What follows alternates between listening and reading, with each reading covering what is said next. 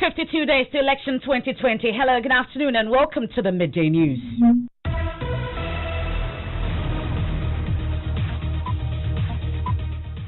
Celebrating 25 years of media excellence, and this bulletin is coming to you live from the Joy 99.7 FM studios here in Kokomlemle. It's our digital address GA0993341. Also live on Love 99.5 FM in Kumasi, affiliates across the country, including Volta Premier in Ho, A1 Radio in Bolgatanga. We are around the world at myjoyonline.com. In this edition, police investigator tells High Court forensic analysis has been carried out on leaked tape said to be the voice of NDC chairman Samuel Ofosu-Ampofo. We'll tell you more as his lawyers push for the audio to be rejected as evidence by the court.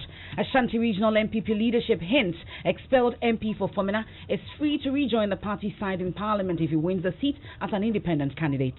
Oh, definitely. If he comes in that, yes, I've won as an independent candidate, but I want to align myself in Parliament with the majority, fine.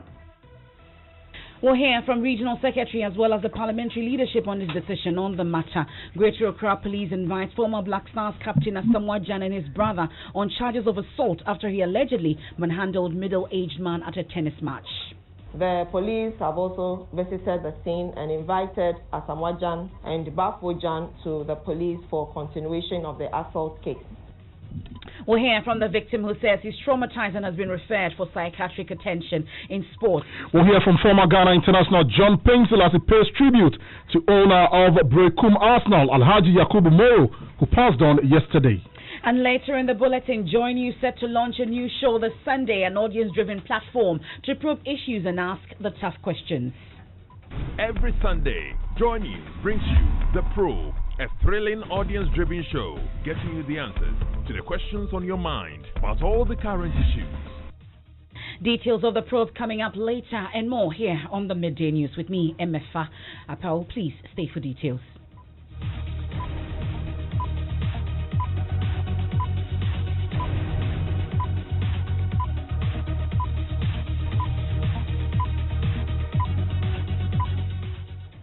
And this afternoon, a police investigator with the police CID, Detective Chief Inspector Bernard Berko, has told an Accra High Court that forensic analysis has been carried out on a leaked tape said to be the voice of NDC National Chairman Samuel Ofosu-Ampofo. So Mr. Ampofo and a member of the party's communications team, Kweku Boaheng, have been accused by state prosecutors of plotting to undertake series of criminal activities targeted at EC Chairperson Jean Mensah and others, including national security operatives. Now, they've since denied the allegations and described the audio as doctored. State prosecutors have today told an Accra High Court a reputable forensics institution has analyzed the tape. Joseph Akablay is our court correspondent. He joins us with more.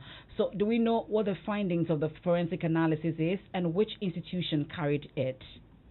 The analysis is said to have been carried out by the Israel Forensic Science Institute, and no, we do not know what the findings of the analysis indicate. This is because the last 15 minutes in court have seen the leaked audio played to the hearing of everyone. In it, an individual is heard expressing dissatisfaction regarding the violence that marred the Ayawaso West Wagon by-election, and also talking about the fact that they'll be targeting some individuals. Reference is made to the EC chairperson, the National Peace Council chairman, as well as some operatives of the national security, where it says some kidnapping activities will be undertaken. As I speak to you now, the lawyers for Mr. Ampofo, led by Tony Leta, had indicated that they will object to the audio, but the tape ended abruptly, and according to the Director of Public Prosecution, that is not the full tape that they intend to play to their court. And so as I speak to you now, a discussion is underway as to whether or not there should be an adjournment and they return to have the full audio played once again before the issues are argued any further, and the report of the forensic analysis also discussed in the court. So let's talk a bit more about this push to have the leaked tape rejected.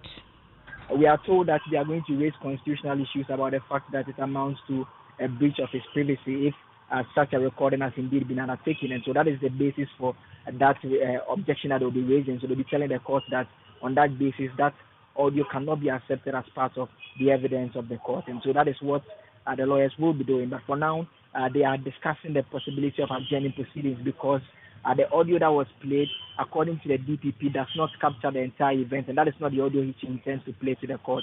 But about 15 minutes of that audio has been played, and she says there is more that needs to be heard by the court, and so she's urging the court to take another date for the audio to be continued. Afterwards, the discussion about the objections will be raised. Then after, if it's accepted, then the forensic analysis that will tell the court as to whether or not it's the voice of the NDC chairman will be done. We are told that the audio, the leaked tape is being compared to a speech that was delivered by the NDC chairman at the CID headquarters after his interrogation with the police. He addressed the media, and we are told that that audio, the police CID said they obtained a copy from a media organization. They've submitted that audio together with a leaked tape to the Forensic Institute, and so they compared the two and reached the conclusion as to whether or not it's his voice or not. And so that is what will be contained in the forensic report, which will be submitted to the court subsequently.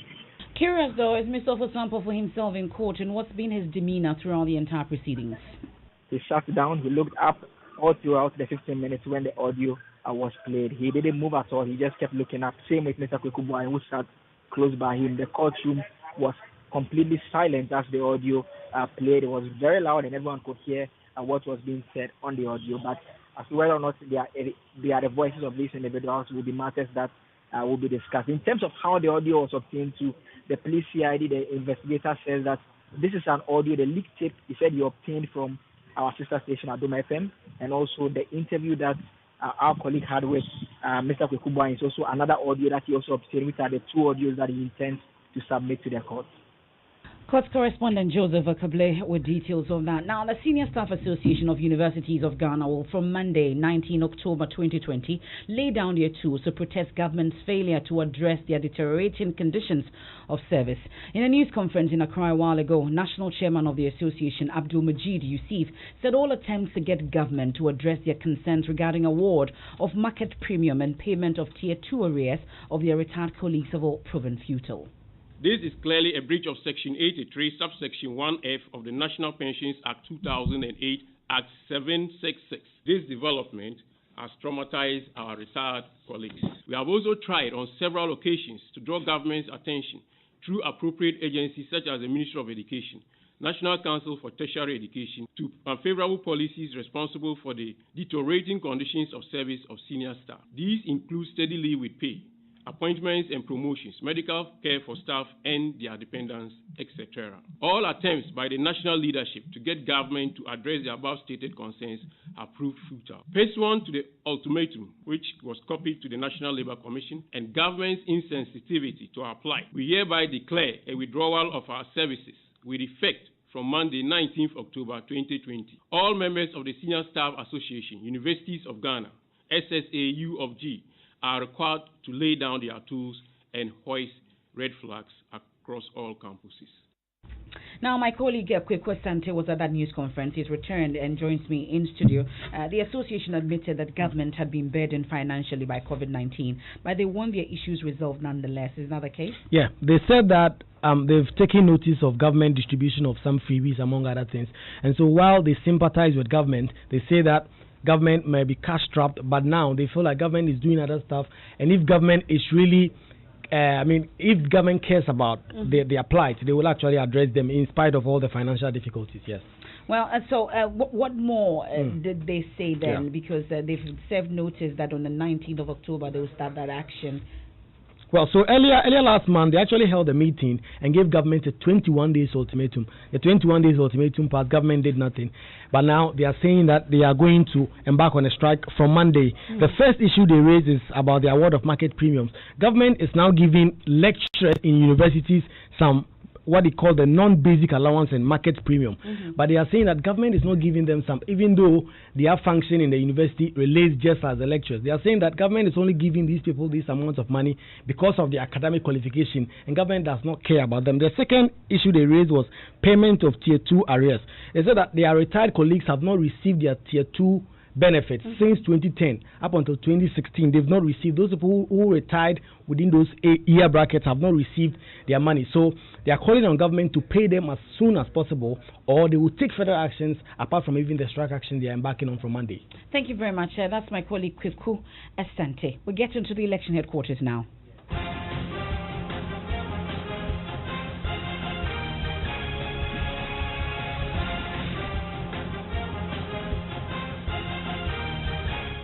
And the opposition National Democratic Congress has campaigned vigorously with a message of removing the double track system in senior high schools in a year. The party says it will add private senior high schools to boost the free SHS program. Constitutional experts have, however, raised questions about Article 25(2) of Ghana's Supreme Law, which states that government cannot fund private schools. So how does the NDC intend to implement this policy? Listen to Vice Presidential candidate Professor Nana Jane Opoku-Agyeman speaking in a yet-to-be-aired episode of On the Record with Daniel Datse. If you decide to give everybody a scholarship, whether they're going to private school or not, and they decide to take theirs to a private school and top it up, what law are you breaking? But would that be free if they decide to top it up in the private school? That would be their choice. You always have a choice. Many parents who do not like the double track have taken their children out. They have a choice. Okay? So is that what the administration will be doing if voted into power? What you can do now, as you are hoping to get into power, is to have maybe 000 draft of your implementation plan. Okay, so I cannot say now that that's what it is. It is when you move in, the other things you didn't know or didn't see. Let me use the example of the COVID. Before then, we had just been told how strong and robust the economy was. Again, nobody did their homework. So you all believed it. Barely 2 weeks into COVID, we are told we need emergency support. Emergency support for an economy that was robust and was doing so well.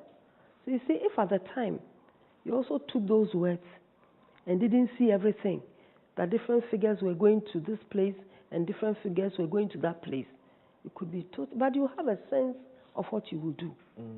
Okay, you have a sense, a pretty clear sense of what you will do. But you must also allow yourself to learn more once everything moves into your hands. And the suggestion is that in that sense that we have, it will be a scholarship to students that people whatever, as I've told you, you have 000 draft. So that's what's on the draft. Oh yeah, it's not even 0 draft. You'll have 0 draft maybe when you move in and make it a draft. Okay. Otherwise, you have your manifesto. You must have some thoughts regarding the implementation. You must have it. Okay. If today we are not talking about COVID as we used to, those days we'll be told the numbers every day and so. Today I don't know. I don't know about you. So if you move in and you realize that, hey, things are much worse and that the announcements were just not being made, you have to review a lot of things you wanted to do because life cannot be replaced. Do you get it? The full interview of Professor Nana Jane Opoku-Agyeman airs on the maiden edition of the On the Record with Daniel Datse, and it's starting on Monday, October 19, and it will air at 8 p.m. on the Joy Prime channel. Well, the NDC running mate is currently campaigning in the Ashanti region, and Love FM's Prince Apia is following her. He joins us on the line with more on this. So, Prince, tell us where Professor Opoku-Agyeman's campaign has taken her today. Emefa, it started at the Bremai Palace, where the professor and the team visited the Bremai chief to seek her blessing. From there, she is headed to Meisha, where the team will meet the overlord of the Asanteman, and there we expect that the overlord will speak to her about some of the issues going on in the country and the campaign. That's my colleague Prince Apia following Professor Nana Jane Opoku-Agyeman. This is your election headquarters.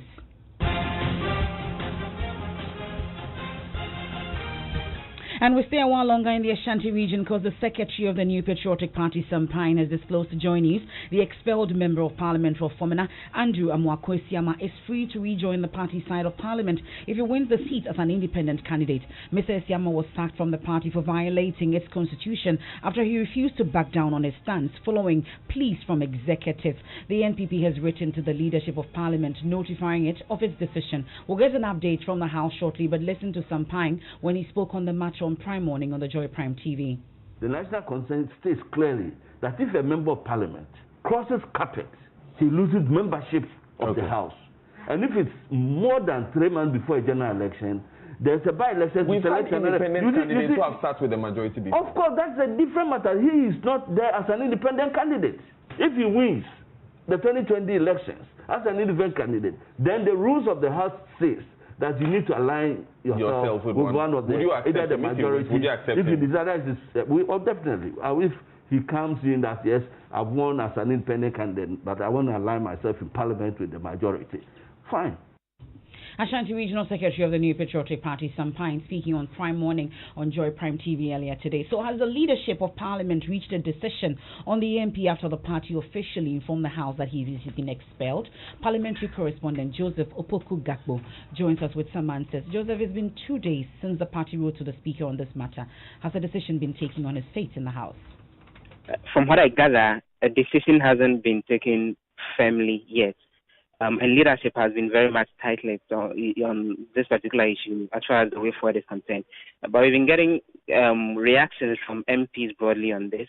For example, the MP for Boku Central, Mahama Yariga, is of the opinion that there is no constitutional basis for this. And he is a lawyer himself.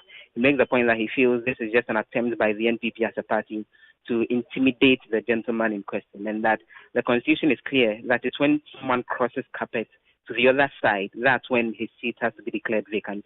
On the part of another MP like Obi Amwa, who is also a deputy local government minister and a lawyer himself, he thinks that this is more like a unique situation that no parliament has faced before, despite the fact that some MPs have crossed carpet in the past. And he goes on to propose some of the likely situations that will arise, including possibly the Speaker having to set up a committee to look into this and advise him and the House generally on it. And so MPs generally are not very clear in their minds on what the way forward should be, but they see this as a unique situation that will require some more deliberation before a firm decision can be reached.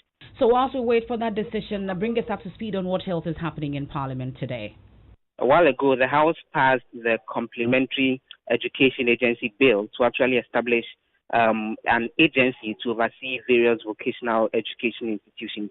Currently, they are dealing with the Real Estate Agency Bill that will seek to regulate the activities of those who engage in real estate activities.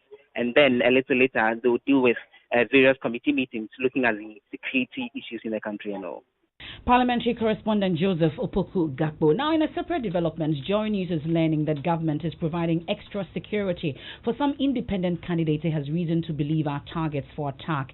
Intel reports suggest there are plans to attack them and blame the attacks on the governing party while fueling a narrative of increased security. Thankfully, we are joined by Information Minister Mr. Kojo Oponkroma. Thank you very much for your time. So first off, do we know who these independent candidates targeted for attacks are? Hello, Mr. Oponkroma. Hello, good afternoon. Thank you very much for your time once again. So I'm asking if we know who these independent candidates targeted for attacks are. What I can confirm to you is that, yes, there are reports that some persons intend to do harm or desire to do harm to some candidates, specifically some independent candidates, and blame same on the ruling administration. The security agencies have had occasion to engage with them directly and to provide them with the necessary security to forestall any such action. That's all I can say at this point in time. Okay, so when government says it's providing security for them, exactly what does it mean? My understanding, the brief I have, is that they are being provided with some police persons to ensure that they are secure during the spirit, to forestall any such attacks on them. Okay, well, thank you very much. That's the Information Minister, Kojo Oponkroma, there telling us more about the intel that government has gathered, that there are plans to attack some independent candidates and blame the attacks on the governing party while fueling a narrative of increase in security.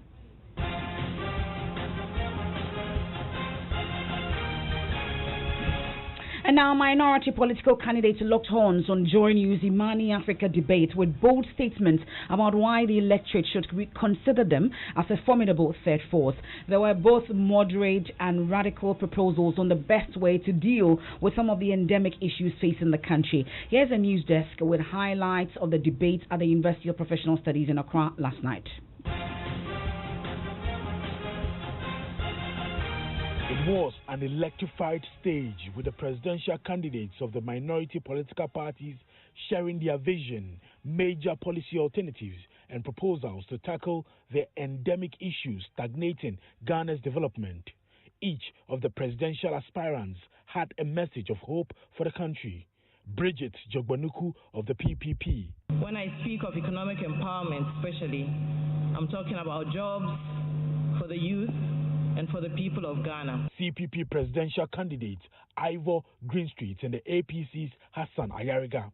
We believe that it is possible for Ghanaians, wherever they may be spread over this our beloved land, to achieve their dreams. I believe Ghana is in crisis, leadership crisis. The APC is founded based on an all-inclusive governance concept. David Apasera of the PNC and LPG's Kofi Akpalu announced their major policy statements on the big stage. Lack, want, poverty, and deprivation will be a thing of the past. And in government, I'm going to put money directly into people's pocket by introducing unemployment benefits and child benefits. The debate centered around law and order, security, unemployment, among others. It took a heated turn when moderators asked the candidates what their economic recovery policies were for the country. So my government will borrow the money to invest in this country, to grow every sector of the economy, to generate jobs and to grow and to create wealth. It is only when you don't know how to manage the economy that is when you go borrowing. Then came the radical proposals on how some of the candidates intend to deal with corruption and the perceived breakdown in security. If we try the tougher punishment and it doesn't restrain people from corruption, we have to go that length. And when we go that length, if you steal and you know if you are caught, you will die. You will not steal. You are stealing to eat. And when you know that you will be caught and shot, you will not do it. Well, let's implement the law and apprehend those who are involved in corruption first. I don't believe in people being shot for corruption, but I'm sure that there are tougher sanctions than what we are implementing now. That both of the parties which have been ruling us for the last 28 years have been corrupt. They go into opposition, they claim about finding things difficulty, all of a sudden they're in office and they appear to be happy moving around with all the money in the world. If we find that you're corrupt, that your salary cannot buy you the kind of cars you use, your salary cannot fetch you the kind of house you live in, you will have to answer to a special independent prosecutor, not the one we have, an autonomous special independent. The debate undoubtedly amplified the voices of the minority political parties, if not a shot at convincing the electorate they are the third force the Ghanaian political landscape has been clamoring for.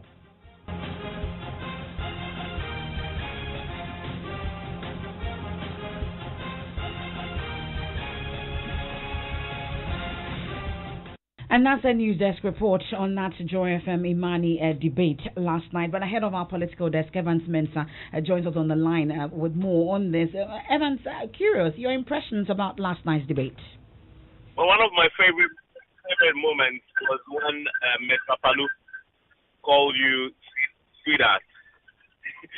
I mean, well, it was one of my all-time favorite moments. But to be more serious about it, I went to the debate expecting to get something new, something refreshing, and largely I did. I mean, there were moments when my jaw literally dropped because of the out of the box thinking that the various candidates were bringing to the table. I mean, and I must say that Hassan Ayariga went to this as an underdog. If you compare him to say Ivor Greenstreet, but he really came out as one of those who really impressed me. And just the array of thought and diversity of thinking when it came to the proposals were really fascinating here. And many people share your exact views on that. That's the head of our political desk, Evans Mensah. Now, your most trusted news source, Joy News, always has something new to make your news day. This weekend, there's another show coming up. Hitting and probing every Sunday. Joy News brings you The Probe, a thrilling audience-driven show, getting you the answers to the questions on your mind about all the current issues. Join the discussion on The Probe this Sunday. And it's coming up this Sunday. I'll definitely tell you more about it. It's an audience-driven show just for you to ask questions of those who matter in society, those that you need answers from in terms of those you are paying to do the job for you. So this Sunday at 7:30 p.m. on the Joy News channel, we'll bring you a guest for you to probe them. This is the Midday News here on Joy 99.7 FM. Police investigator tells High Court forensic analysis has been carried out on leaked tape said to be the voice of NDC chairman Samuel Ofosu-Ampofo. Also, government is providing extra security for independent candidates targeted for attack and blame it on government while raising issues of insecurity in the country. When we return, we have sports. This bulletin is live in the Volta region on Jubilee Radio Keta, Volta Premier and Kekali Radio in Ho, Lolonyo FM in Hohoi, Pando FM in Pando, Fafa Radio in Joje, Radio Hogba in Angloga, Klenam Radio Bato, Victory FM Aflao. In the Eastern region, we're on K Poly Radio in Kofrodia. In the Northern region, we're on Bishara Radio, Radio 123 and Radio Justice in Tamale. And in Savannah region, we're on Inkelege FM in Bole. In the Upper East region, we're live on A1 Radio and Dreams FM in Bogatanga and Radio Fumbese in Fumbese. In Upper West, we're live on Radio Sonmale in Wa, Radio Freed in Nandom, Radio Wa in Wa, and Bolu FM in Bolu. In the Bono East region, we're on Gaskia FM in Techiman. In Bono region, we're on Sky FM and Parrot FM in Sunyai. Central region, we're live on ATL FM in Cape Coast. And in the Western region, we're on Radio Max in Takrady.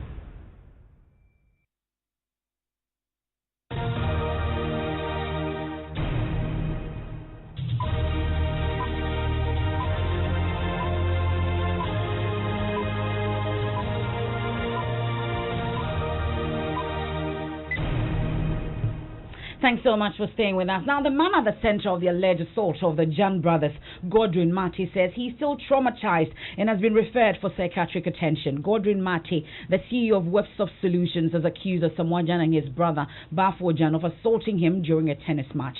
The incident is said to have occurred at a 37 Army Officers Mess tennis court last Wednesday. The Greater Accra Regional Police says it is still conducting investigations into the matter. Ifya Tenge speaks for the Accra Region Police Command. In the early hours of yesterday, that is the 15th October 2020, the Cantonment Police received a report of assault from one Godwin Mate against Asamoah Gyan and Bafo Gyan during a tennis match at the 37 Army Officers Mess. He was issued with a medical form as due process requires, which I am told was submitted yesterday evening.